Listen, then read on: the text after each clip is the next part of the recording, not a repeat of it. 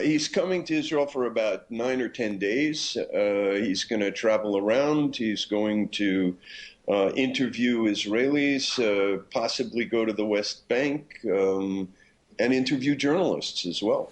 And why Joe the Plumber? He's famous for tackling Barack Obama during the presidential election campaign, but not famous for much else. Right. I think the idea behind it is that he's like the kid in the crowd in The Emperor's New Clothes who says, "Why is the emperor naked?" He's a common man. I haven't met him yet, so I can't say, but I've heard that he's intelligent, a quick learn.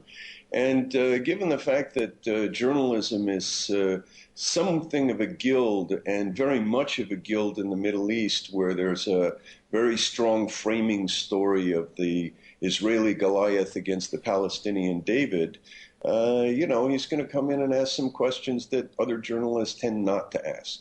What are those questions? Well, if we just take one example, the BBC, CNN, New York Times, everybody's quoting casualty figures from Palestinian sources in Gaza.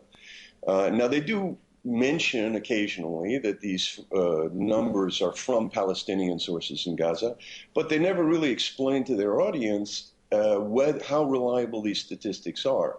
Most of my work has been, I did a 3-series documentary that's available on the web called According to Palestinian Sources. And what I found is that there's an industry of producing false stories. Well, Richard, of course, that we get criticism from all sides. There is criticism today that we've put the Israeli ambassador to the UK far more on the air than we have his Palestinian counterpart. I mean, the idea that we are not checking our facts is really doesn't stand up.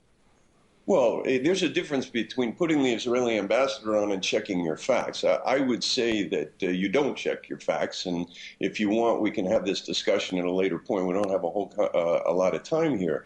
Pajamas TV, which Joe the Plumber, soon-to-be war correspondent, is going to be on, it makes no pretense at impartiality, does it?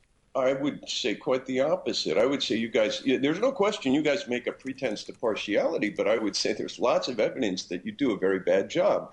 And one of the things that you hide behind is you say, look, we get criticism from both sides. You should see our email inbox and you'd probably get a different view, at least at the BBC World Service. There's plenty of stridency on both sides. But the Pajamas TV is, at the moment, looking at the front page of the website, is very much against a ceasefire, thinks that the fighting should go on because Hamas needs to be taught a lesson. It seems to me that's a perfectly legitimate position, and one that's a position that is taking a position that in fact strengthens civil society. Richard, just to get back to Joe the Plumber, really, if you want to make serious points about this conflict, is somebody who's famous only for being on TV for a few seconds really the right person to do that job?